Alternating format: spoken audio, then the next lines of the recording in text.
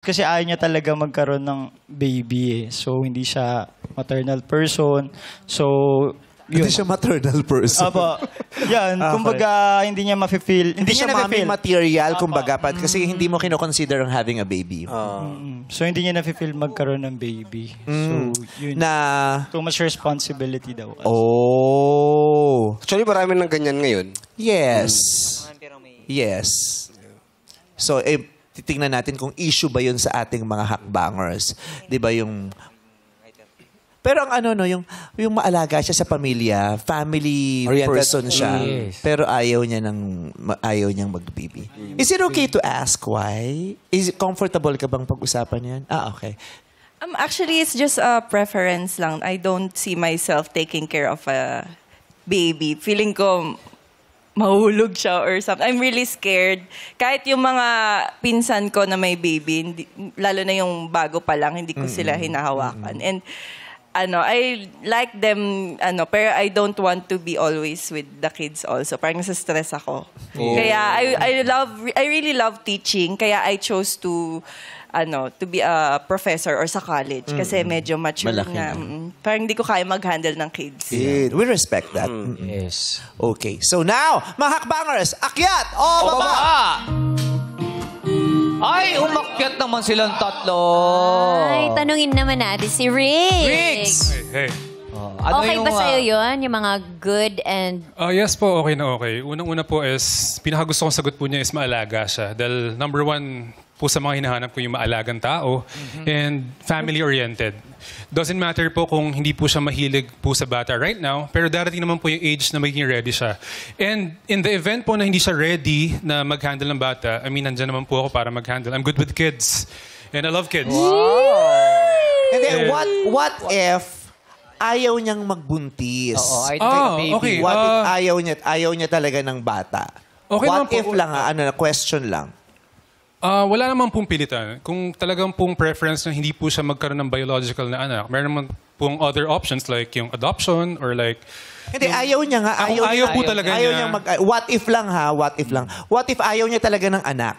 Okay lang po. In any way ha, biological or through adoption, ayaw niya ng anong gagawin mo pag ganun yung girl? Honestly, okay lang po. Hindi ko pa siya pipilitin kung yun po talagang preference niya na hindi magkaanak. Pero Hindi ka mag-adjust. Pero ikaw, sa iba na lang daw siya. Hindi.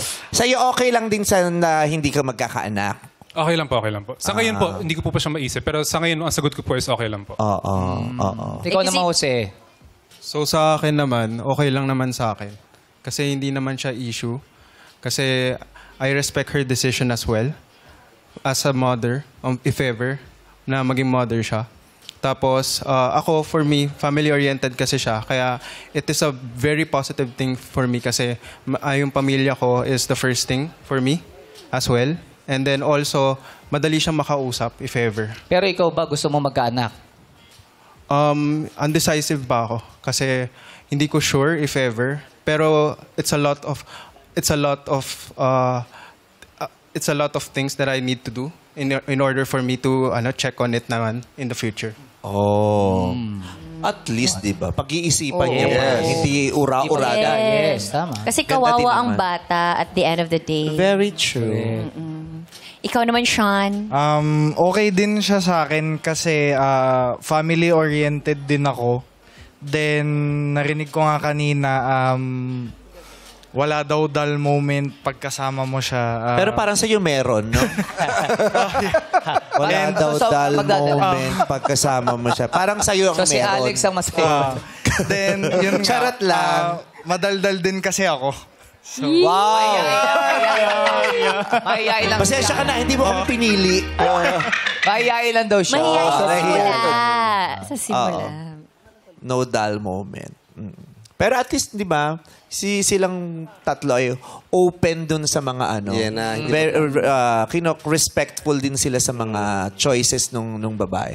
Actually, ako nga naisip ko, siguro, magandang tinatanong din sa babae. Kasi diba, what if nagpakasal na kayo? Tapos dun mo palang nalaman na yung babae pala is not okay to be a mother. Is not open to being a mother, to being pregnant. Diba? Syempre, you will have to respect that because that's her body. 'Di ba? Eh yung iba kasi 'di ba pinipilit, 'di ba? Yes. Tapos yun na nagiging mitya nung Yes. ay hiwalay tayo kasi gusto ko mag-anak eh. Tapos ipe-pressure yung isa, yung ganun. Yes. 'Di ba mas maganda yung simula pa lang nakalatag yan. Ay, hindi kita bibigyan ng anak, ha? Hindi ko kaya. Bibigyan kita ng asawa pero hindi kita mabibigyan ng anak. Yeah. Pero dapat naman talaga lahat pinag-uusapan nyo bago kayo Oo, ikasal. dapat Lahat ng pinaghahandaan. possibilities na pwedeng mangyari, na gusto ng bawat isa. Oo. For better understanding. Yes. Correct. O kahit sa ligawan pa lang dapat tinatanong na. Talaga ba? Eh paano pag na-inlove ka na doon, tapos magpapakasal na kayo, tapos tsaka nyo palang napag-usapan bago magpakasal. Ay. So, imagine mo kung 10 years kayo magjowa, tapos papakasal na kayo, tapos tsaka mo na lamang hindi siya mag-aanak. Tapos ikaw gusto mong mag-anak. Yes. Diba? Kaya ikaw sasabihin mo agad. Ha? Kanino? Si Patrick ba magbubuntis? Hindi. Ako kasi na-explain ko kay Ayon eh. Sabi ko, Ano sabi mo? Ano sabi mo? gusto mo ba magkabib? Gusto ko rin, pero wala akong magawa. Ang tagal ko ng delayed. Di ba? Siyempre, you have to understand, there's something about my body that I cannot understand as well. It's something I cannot explain. Di ba? A woman's body is really weird and unique Complicated. and mysterious and magical. Di ba? Tsaka si Ryan, anak nyo, di ba? Ha? Si Ryan. Eh, hindi ko naman pinagbunti. Inutot ko lang yan. Grabe naman! Kaya pala eh. Oo. Pero yung yung sa aspetong yon, ano yon yung final o feeling mo in the future baka mag-change or yun talaga? Kasi sa edad mong 28, pwedeng 'di ba buo na yung pagkatao niya, alam niya na yung mga gusto niya. Yun nga yung lagi ko sinasabi. Kasi whenever, I always open that up. Lalo na if I have a date. Lagi ko siya agad sinasabi na, kasi ayoko nang mag-waste ng each other's time. So if that doesn't work for you, ayoko na lang mag-continue. Ayoko maging problem siya in the future. But they always tell me, oh, magbabago pa yan. Even other people na friends ko, they will always tell me, hindi, bata ka pa naman eh. Pero ako, right now, ayoko naman din sabihin na, mamaya magbago din isip ko. Though right now, I feel like ayoko talaga. And you also don't have to pressure yourself to change. Yes. Diba? Parang na-feel ko na din na mother na ako sa 6 cats ko. Ang dami ko kasing cats. Saka sa mga students ko, doon na-fulfill yung ko. Kaya okay na ako doon as of now. Mga pamangkin mo. Diba? Tignan mo siya, siya simula pa lang sinasabi niya Na-share ko na. talaga agad. Diba? So, sa unang level, unang baitang pa lang, nilalatag niya na agad yun. Para wala na tayong, diba? Paligoy-ligoy. Ganda. Okay.